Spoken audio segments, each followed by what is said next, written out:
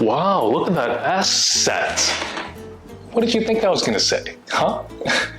Because that's what we're gonna be talking about today. Well, what's an asset? An asset, that is the answer to the question, what is Bitcoin?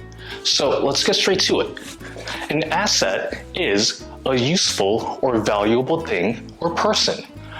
But the question is, what does valuable mean? Valuable, worth a great deal of money. So you put those two together and what do you get?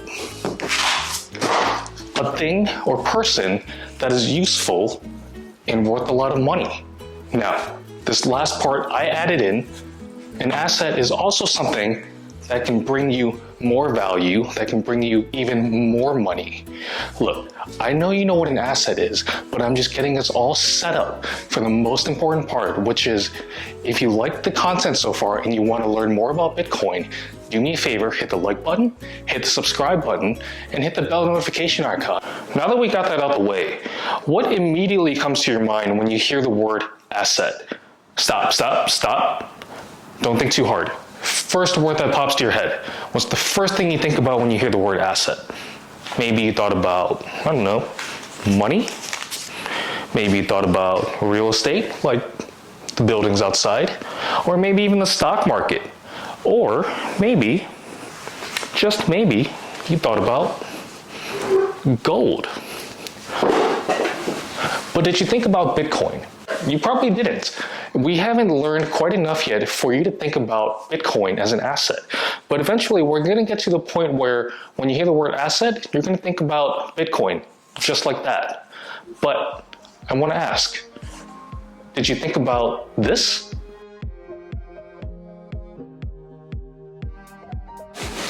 Okay, that actually didn't work out the way I thought it would. You can't actually see yourself in the mirror.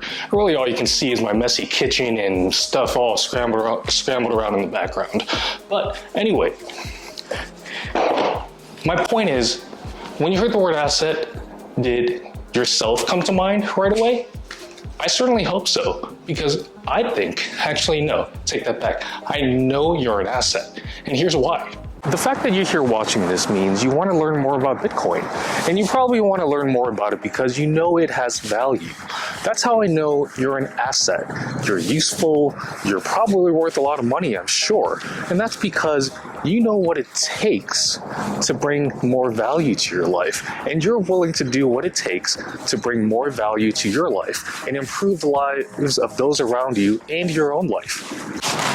All right, so let's start talking about some of the assets that we mentioned earlier. We'll start with everyone's favorite, what we all know and love, which is money. What makes money an asset? What do we do with money? Well, you can use it to buy things you want, and you use it to pay for nearly every single thing you need in order to survive. Money on its own is useless if you can't do anything with it. Remember, an asset has to be useful in order for it to be considered an asset. And what makes money useful is that the whole entire world wants it, and everyone wants it because they can use it to trade for other things that they need and want. And so because of that, money is an asset. You trade it for everything you need and everything you could possibly want. Without money, you'd have a very hard time doing things like paying for food or paying for your rent, keeping a shelter over your head as it's raining like it is now. So that's pretty straightforward, right? Money is an asset that you need in order to survive, in order to meet your basic human needs. You buy things you need, like a Ferrari or a Porsche, and you can use it to buy things you want, like food and water. Or did I mix that up? Do you need food and water? No, that's right, no. I want food and water. I need a Porsche and a Ferrari. So we talked about money. What other assets are there? Let's talk about gold for a second. I actually wish I had some gold on me. Wait a second.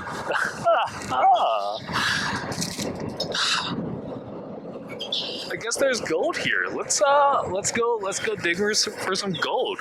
Luckily for me, I love gold. Always on the lookout for gold. Always carry this bad boy around with me. Let's try to find some gold.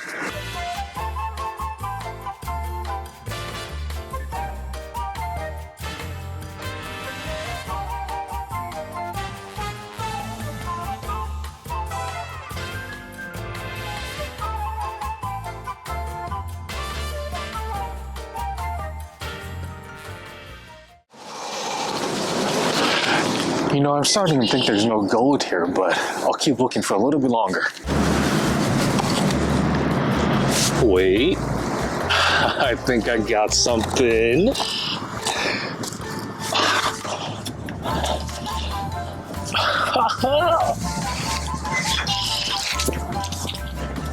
Found it. Okay, so obviously that was all fake. That's not where gold comes from. Gold doesn't come from the dirt. Where gold comes from is actually very deep inside the ground. 4.5 billion years ago, that's billion with a B, stars in space exploded and gold was a result of these explosions. Then asteroids carried them to the Earth, and over many millions of years, gold sank deep, deep, deep down into the Earth's, close to the Earth's core. Eventually humans found gold and they fell in love with it because of how beautiful it is, how hard it is to find, how rare it is. And so because of how rare it is and how beautiful it is, humans began using it as money. And so that's how gold became one of the first forms of money that humans used. And we're going to talk about this a lot more in the next video, but even though we don't use gold as money as we did back then, it still has a lot of value to us. Now, if you remember from my previous video, I said we can't fully understand Bitcoin without talking about all of the other aspects that surround Bitcoin. One of those things is economics. And because we're talking about the value of gold, we have to talk about supply and demand. Take a look at this graph. This is a supply and demand graph. And if you don't like graphs, that's okay. I don't really like graphs all that much myself either. I'm not an economics professor or an economics teacher. We're not going to get too bogged down in the little details. We're just going to cover the basics. So this is what determines the price of any asset or really anything that you buy, period. So here we have the y-axis. This is the price of something. High price, low price. This is the quantity or amount of something. You can think of any asset you want, like money. No money, a lot of money. All right, so we have a demand line and a supply line. Let's break those up. Let's start with the demand line. What demand represents is how badly do people want something. So if you were to draw a dot anywhere on this demand line, let's start up here at the very top.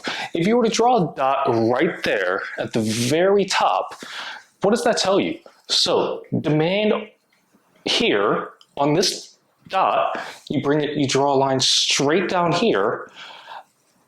The amount or the quantity of demand is very low. Why is that? Because the price of something is so high, it's all the way up here. When something is so expensive, demand is low. Nobody wants to pay for something that's very expensive.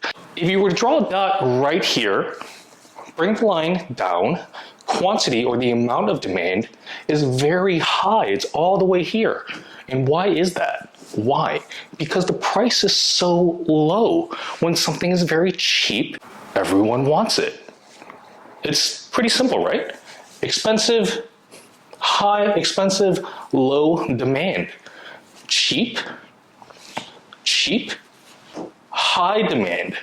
And then everything else just kind of falls in between. Now let's just focus our attention on just the red line, the supply line.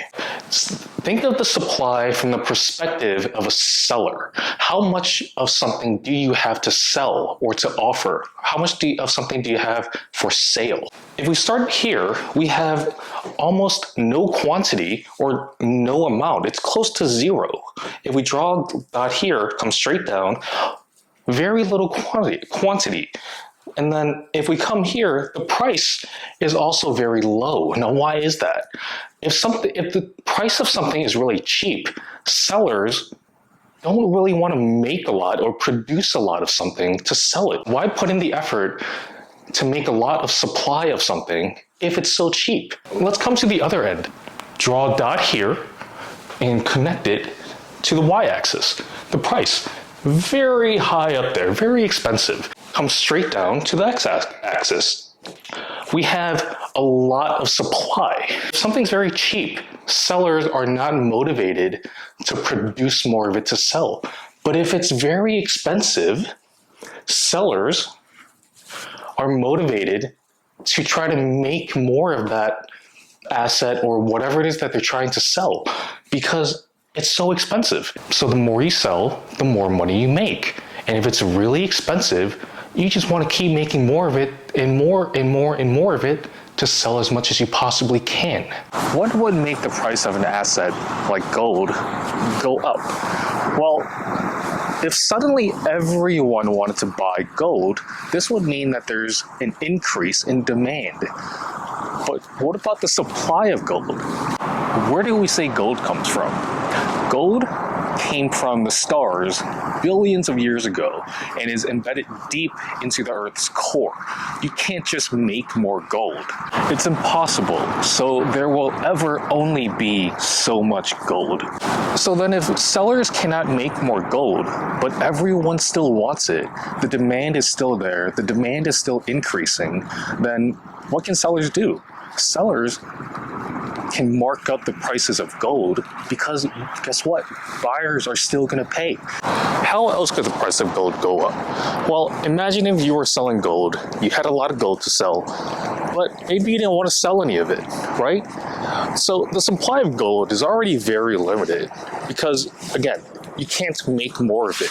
So if you decided you didn't want to sell your gold, then you would be shrinking or limiting the supply more than it already is. But what if people still want to buy gold?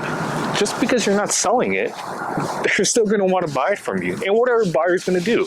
If they really, really want gold, they're going to offer you even more money for it to try to get you to sell it to them. This will drive the price of gold much higher.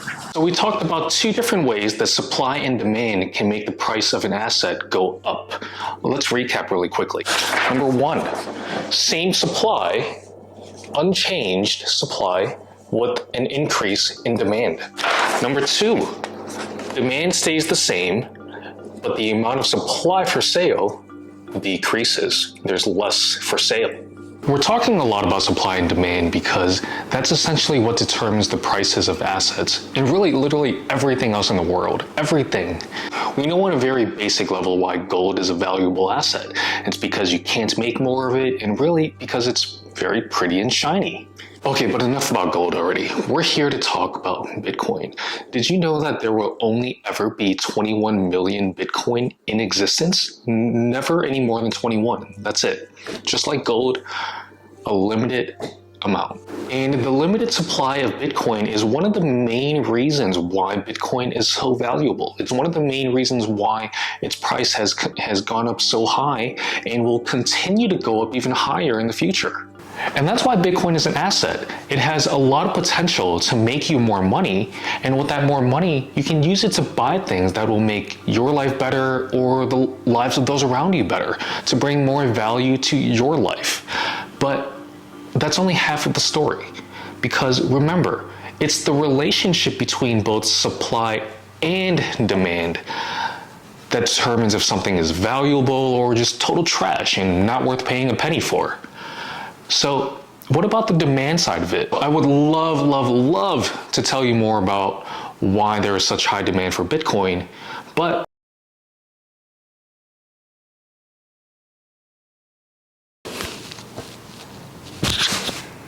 hey, so if you've gotten this far in the video, do me a favor, hit the like button, hit the subscribe button if you want to keep learning more about Bitcoin with me. I know that so far we haven't gotten very far yet, but again, the point of my channel is to learn everything bit by bit over time. So if you want to keep learning, subscribe. If you have any questions that you really want me to address in upcoming videos, leave it as a comment down below. Otherwise, I'll see you at the next video next week. Thanks. Bye.